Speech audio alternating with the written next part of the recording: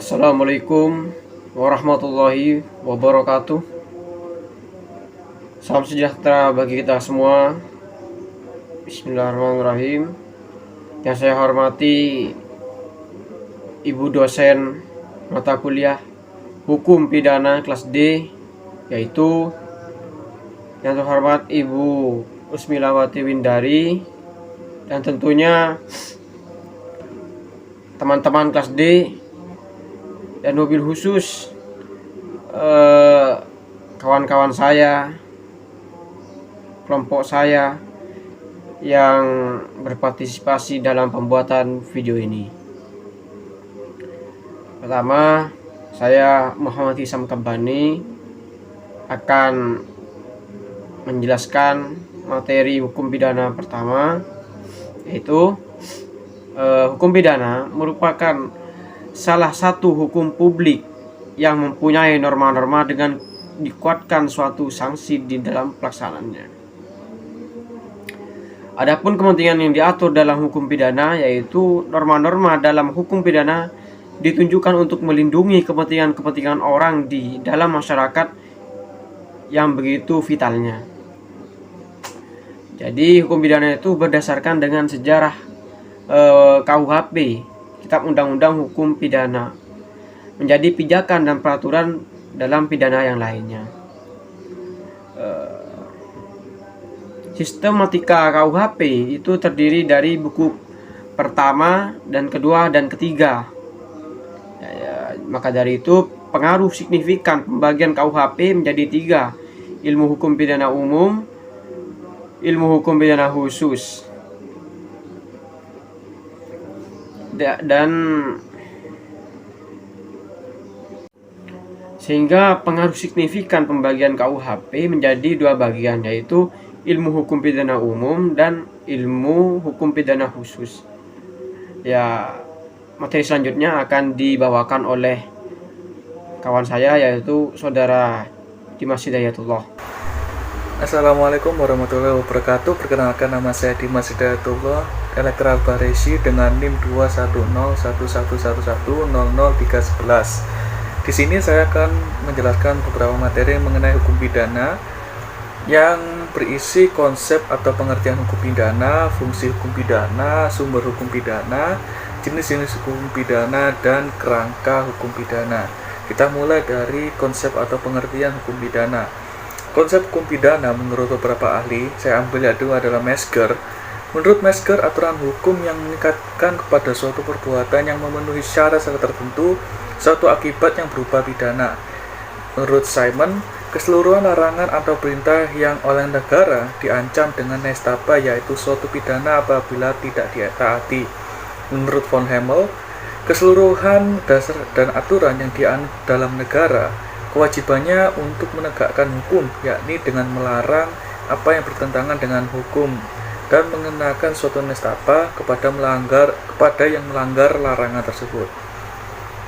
Yang terakhir, menurut Hess-Winkle-Suringa, hukum pidana dalam arti objektif atau yang disebut dengan ius poenale merupakan sejumlah aturan hukum yang mengandung perintah, larangan, dan keharusan yang terhadap pelanggarannya diancam dengan sanksi pidana yang ditetapkan terlebih dahulu oleh badan-badan negara yang berwenang. Lalu, 2 hal pokok yang diatur dalam hukum pidana menurut Sudarto adalah perbuatan yang dilakukan oleh seseorang yang memungkinkan adanya pemberian pidana. Perbuatan semacam itu dapat disebut dengan perbuatan yang dapat dipidana atau perbuatan jahat atau kriminal. Perihal ini diperinci lagi menjadi 2, yakni unsur objektif dan unsur subjektif. Fungsi hukum pidana secara umum, hukum pidana merupakan sebagian dari lapangan hukum lainnya.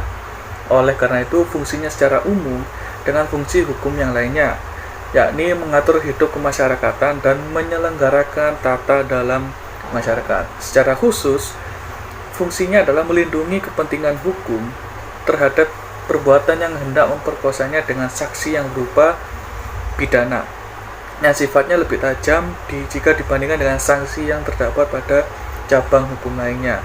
Nah, sumber-sumber hukum pidana Indonesia ini ada 3. Hukum pidana yang tertulis sebagai sumber utama untuk daerah-daerah tertentu. Hukum pidana yang tidak tertulis juga menjadi sumber hukum pidana. Lalu ada hukum pidana adat tertentu dan memori Van-Doelechting atau memori penjelasan. Lalu yang jenis-jenis hukum pidana terdapat ada 6. Yang pertama adalah hukum pidana material, hukum pidana material dan formil, hukum pidana umum dan khusus, hukum pidana terkodifikasi dan tidak terkodifikasi, hukum pidana umum dan lokal. Yang kelima, tertulis dan tidak tertulis, dan yang terakhir pidana nasional dan internasional. Lalu kerangka hukum pidana Indonesia terdapat pada buku 1 ketentuan umum dari pasal 1 sampai 103. Lalu ada buku yang kedua mengenai kejahatan pasal 104 sampai 484, dan yang buku ketiga pelanggaran dari pasal 489 sampai 569. Setelah saya menjelaskan tentang hukum pidana, selanjutnya berlanjut ke asas legalitas. Asas legalitas adalah asas yang mendasari berlakunya suatu pidana, yang dalam hal ini terkait dengan perbuatan yang diatur dalam tiap-tiap peraturan pidana. Sejarahnya, asas legalitas ini muncul dalam pasal 4 Kode Penal Prancis yang memuat La Principe de la Légalité, yang juga tercantum dalam Déclaration des droits et le homme et du citoyen.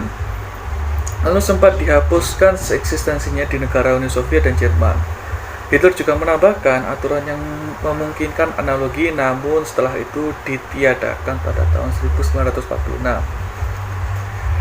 Makna dari asas legalitas yaitu yang pertama, suatu tindak pidana harus dirumuskan tertulis dalam peraturan perundang-undangan. Yang konsekuensinya adalah jika ada sebuah perbuatan yang diatur sebagai tindak pidana, maka tidak dapat dipidana, tidak boleh menggunakan penafsiran analogi. Itu adalah konsekuensinya. Lalu yang kedua, peraturan yang dimaksud harus ada sebelum terjadinya tindak pidana. Dengan kata lain, peraturan tersebut tidak boleh berlaku retroaktif dan non-retroaktif, tidak berlaku surut. Lalu makna dari analogi memperluas berlakunya suatu peraturan dengan mengabstraksikannya menjadi aturan hukum yang menjadi dasar dari peraturan atau ratio legis, kemudian menerapkan aturan yang bersifat umum ini kepada perbuatan konkret yang tidak diatur dalam undang-undang. Lalu secara makna retroaktif, memberlakukan peraturan perundang-undangan terhadap perbuatan atau peristiwa hukum yang terjadi sebelum peraturan tersebut dibuat dan disahkan. Dan itulah sekian dari beberapa materi yang saya sampaikan. Terima kasih sudah menonton, dan selanjutnya akan diteruskan oleh rekan kelompok saya lainnya. Sekian dari saya. Assalamualaikum warahmatullahi wabarakatuh. Asas kulpabilitas atau asas kesalahan. Dalam hukum pidana dapat ketahui formula utama dan umum, yaitu yang dapat kita sebut sebagai sebuah kasus pidana karena memenuhi unsur tindak pidana dalam arti tindakan atau perbuatan yang dilarang di keseluruhan peraturan-peraturan yang ada, serta adanya unsur pertanggungjawaban. Pertanggungjawaban didasari dengan adanya asas kulpabilitas atau asas kesalahan. Syarat untuk dapatnya seseorang tersebut dipidana atau tidaknya bukan hanya berdasarkan dari apa yang dilarang dalam peraturan, melainkan juga diharuskan adanya kesalahan yang melekat pada diri si pelaku atas perbuatan tersebut. Apa itu kesalahan? Kesalahan dalam arti luas yaitu dapat dicelanya seseorang atas perbuatannya dan mengandung unsur pertanggungjawaban yang harus dilakukan oleh seseorang tersebut. Kesalahan dalam arti sempit adalah sebuah kealpaan atau culpa. Arti kesalahan menurut pakar yang dimana saya sependapat dengan pengertian tersebut, yaitu yang pertama menurut Metzger, keseluruhan syarat yang memberi dasar untuk adanya pencelaan pribadi terhadap si pembuat tindak pidana tersebut. Maksudnya itu, ada syarat-syarat yang memenuhi adanya pencelaan pribadi untuk si pelaku tindak pidana. Yang kedua, ada pendapat dari Simons, yaitu kesalahan merupakan etika sosial sebagai dasar untuk pertanggungjawaban dalam hukum pidana berupa keadaan psikis si pembuat dan hubungannya terhadap perbuatannya.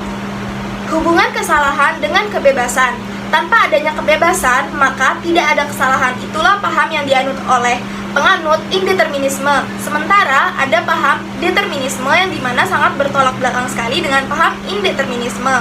yaitu dalam determinisme sosial menganggap kehendak manusia ditentukan oleh faktor-faktor sosial, sehingga tindakan dan keputusannya itu dilakukan atau ditentukan oleh lingkungan sosialnya. Dan juga ada golongan ketiga, yaitu mereka mengambil posisi yang tidak memihak keduanya. Adanya kesalahan tidak berhubungan dengan ada atau tidaknya kehendak kebebasan. Lalu bagaimana dengan KUHP Indonesia? KUHP Indonesia berpihak pada paham indeterminisme. Hal itu sesuai dengan aliran neoklasik. Sementara hukum pidana modern saat ini menganut pandangan determinisme. Asas kulpabilitas atau asas kesalahan itu sendiri tidak tercantum dalam KUHP. Namun secara normatif, asas kulpabilitas dapat kita temukan dalam pasal 6 ayat 2 UU Kekuasaan Kehakiman nomor 48 tahun 2009 yang berbunyi, tidak seorang pun dapat dijatuhi pidana kecuali apabila pengadilan karena alat pembuktian yang sah menurut undang-undang mendapat keyakinan bahwa seseorang yang dianggap bertanggung jawab telah bersalah atas perbuatan yang didakwakan atas dirinya. Ruang berlakunya peraturan pidana. Ruang berlakunya peraturan pidana dapat digolongkan beberapa asas, yaitu yang pertama, asas teritorial. Asas teritorial merupakan asas wilayah, yaitu di mana perundang-undangan pidana suatu negara berlaku untuk setiap subjek hukum yang melakukan tindak pidana di wilayah negara yang bersangkutan. Perihal asas teritorial yang berlaku di Indonesia dijelaskan dalam pasal 2 KUHP yang berbunyi, aturan pidana dalam Undang-Undang Indonesia berlaku bagi setiap orang yang melakukan suatu tindak pidana di wilayah Indonesia. Dilanjut dengan adanya pasal 3 KUHP yang berbunyi, peraturan pidana Indonesia dapat diterapkan kepada setiap orang yang berada di luar negeri yang melakukan suatu tindak pidana dalam perahu Indonesia. Yang kedua, ada asas personalitas atau bisa juga disebut dengan asas nasional aktif. Asas nasional aktif adalah asas tentang pemberlakuan hukum pidana Indonesia, di mana ketentuan-ketentuan hukum pidana Indonesia berlaku bagi warga negara Indonesia yang berada di luar negeri atau berada di luar wilayah negara Indonesia. Asas ini didasari oleh pasal 5 KUHP yang dapat disimpulkan bahwa peraturan hukum pidana Indonesia berlaku bagi setiap WNI yang melakukan tindak pidana baik di dalam negeri maupun di luar negeri. Kejahatan yang dimaksud oleh asas perlindungan nasional pasif adalah kejahatan yang merugikan negara. Asas perlindungan nasional pasif. Asas perlindungan adalah asas yang memperluas berlakunya ketentuan-ketentuan hukum pidana Indonesia di luar wilayah Indonesia berdasarkan atas kerugian nasional yang amat besar yang diakibatkan oleh beberapa kejahatan, sehingga siapa saja yang termasuk orang asing yang melakukannya di mana saja pantas dihukum oleh pengadilan Indonesia. Hal tersebut terdapat dalam pasal 4 ayat 1 KUHP. Asas universal. Peraturan hukum pidana Indonesia berlaku terhadap tindak pidana baik itu dilakukan di dalam negeri maupun di luar negeri, dan baik dilakukan oleh warga negara Indonesia maupun warga negara asing. Asas universal ini berlaku untuk menciptakan kepentingan hukum bagi seluruh dunia. Untuk materi selanjutnya akan dilanjutkan oleh rekan saya, Rita. Baiklah, di sini saya akan menjelaskan materi Strafbarvet atau tindak pidana. Tindak pidana merupakan suatu perbuatan diancam pidana dalam ketentuan undang-undang. Dalam tindak pidana dibagi menjadi dua aliran, yaitu aliran monoistis dan aliran dualistis. Aliran monoistis merupakan aliran yang melihat keseluruhan syarat untuk adanya pidana itu sebagai sifat dari perbuatan. Sedangkan aliran dualistis adalah aliran yang memisahkan antara perbuatan pidana dengan pertanggungjawaban pidana sebagai syarat-syarat yang mandiri namun dependensi untuk adanya pidana. Selain itu, bentuk perumusan norma dalam peraturan pidana dibagi menjadi 3 bagian, yaitu yang pertama diuraikan disebutkan satu persatu unsur perbuatannya, seperti contoh pada pasal 281 KUHP. Yang kedua hanya disebutkan kualifikasi delik tanpa uraian unsur-unsurnya, contoh pada pasal 184 KUHP. Dan yang terakhir disebutkan unsur perbuatan, akibat, keadaan, dan disebut juga kualifikasi deliknya, contoh pada pasal 124 KUHP. Untuk materi selanjutnya akan dilanjutkan oleh Muhammad Hisam Kabani. Baik, terima kasih. Sifat melawan hukum merupakan salah satu unsur tindak pidana yang paling fundamental yang berhubungan erat dengan perbuatan. Sederhananya, sifat melawan hukum itu bermakna bertentangan dengan hukum pada umumnya. Sifat melawan hukum menurut beberapa pakar hukum yaitu melakukan perbuatan yang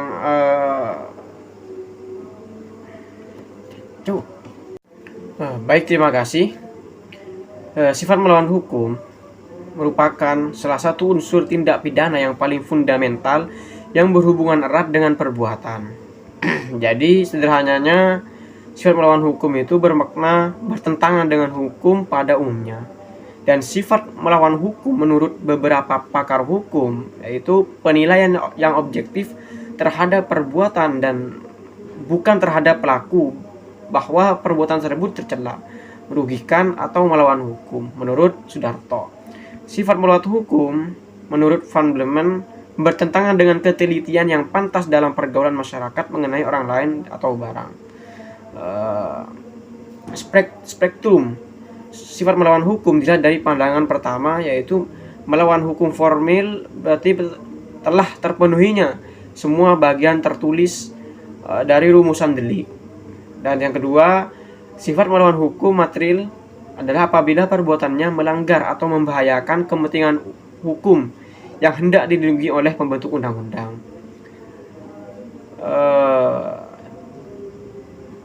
Empat ruang lingkup sifat melawan hukum menurut Schmitter yaitu umum, khusus, formil, dan material. Fungsi sumber melawan hukum yaitu memiliki fungsi positif maupun negatif yang punya perannya masing-masing. Jadi alasan benar itu dilihat dari doktrin dalam hubungan dengan sifat melawan hukum, yaitu ada 4 bagian: Tusrecht, Berospre, Testiming, Victim of Consent yang ada di dalam Google dan searching di Google. Ya, materi selanjutnya akan dibawakan oleh saudari Sa'diatun Nisa. Assalamualaikum warahmatullahi wabarakatuh. Sebelumnya perkenalkan dulu, nama saya Sa'diatun Nisa dengan NIM 21011100079. Di sini saya akan menjelaskan materi mengenai hukum pidana yang materinya sebagai subjek hukum pidana, kemampuan bertanggung jawab, kebudayaan pertanggungjawaban pidana. Yang pertama, orang adalah sebagai subjek hukum pidana. Disebut natural person atau KUHP mengenal subjek hukum orang saja. Dalam KUHP nampak dari diksi barang siapa dan juga jenis-jenis pidana yang hanya bisa dikenalkan pada subjek orang. Asas yang dipegang adalah asas universitas delegius non potensi atau korporasi atau badan hukum tidak bisa dipidana.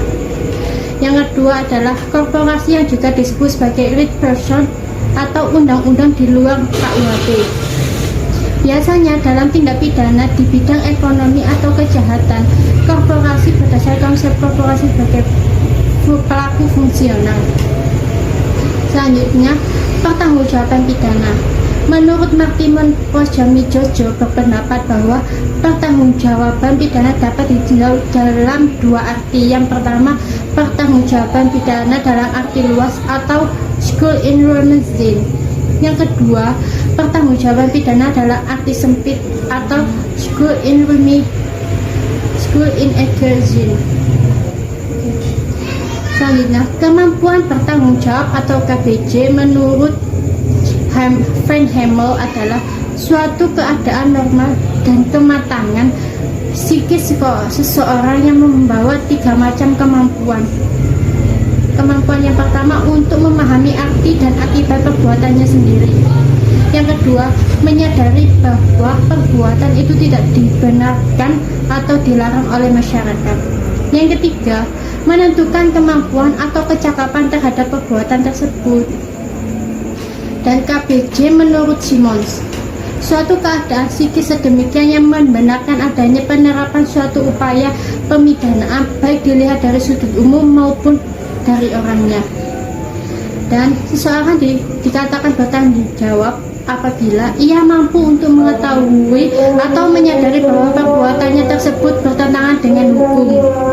Yang kedua, ia dapat menentukan hendaknya suatu dengan kesadaran tersebut. Assalamualaikum warahmatullahi wabarakatuh. Di sini saya akan menjelaskan materi yang kedua yang bertemakan dengan kesalahan atau durability.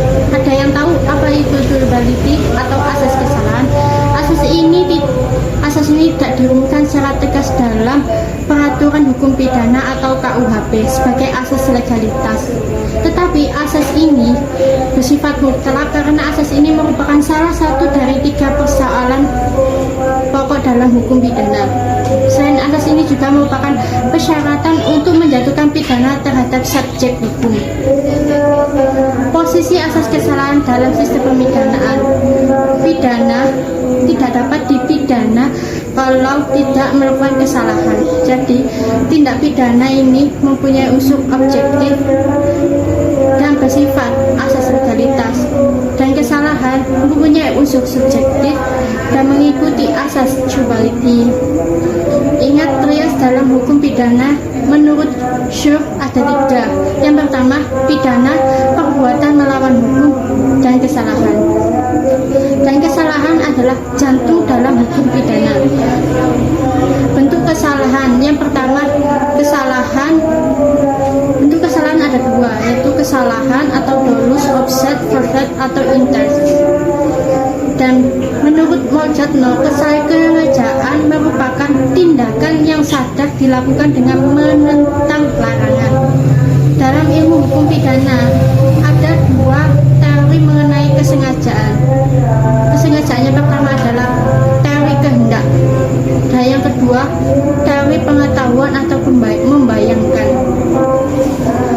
Dan selanjutnya teori kesengajaan itu ada 3, dibagi menjadi 3. Yang pertama, kesengajaan sebagai maksud. Yang kedua, kesengajaan dengan sadar. Yang ketiga, kesengajaan dengan sadar kemungkinan. Dan ada 2 jenis kealpaan ditinjau dari kesadaran si pelaku, yakni kealpaan yang disadari, yang kedua kealpaan yang tidak disadari atau unbelievers score. Ada juga kemampuan bertanggung jawab. Menurut Van Hemel adalah suatu keadaan normal dan kematangan pada psikis seseorang. Jadi itulah asas kesalahan atau asal durability. Baiklah, di sini saya akan menjelaskan materi pidana dan pemidanaan. Dimulai dari pengertian pidana merupakan sanksi yang paling kejam dan kaku di antara sanksi-sanksi yang lain karena diidentikan dengan penderitaan yang dibebankan pada pelaku. Sedangkan pemidanaan merupakan proses penjatuhan pidana oleh hakim atas perbuatan pidana yang dilakukan oleh pelaku. Dalam pemidanaan harus mengandung beberapa unsur, yaitu yang pertama unsur kemanusiaan, artinya pemidanaan tersebut menjunjung tinggi harkat dan martabat manusia, dan yang kedua unsur edukatif, di mana pemidanaan itu mampu membuat orang sadar sepenuhnya atas perbuatan yang dilakukan, dan yang terakhir keadilan, artinya bahwa pemidanaan tersebut dimaksudkan adil baik oleh terhukum maupun oleh korban ataupun masyarakat. Demikianlah penjelasan materi Tentang hukum pidana materi pertama hingga ke materi 14 yang dapat kami sampaikan. Kurang dan lebihnya mohon maaf. Wassalamualaikum warahmatullahi wabarakatuh.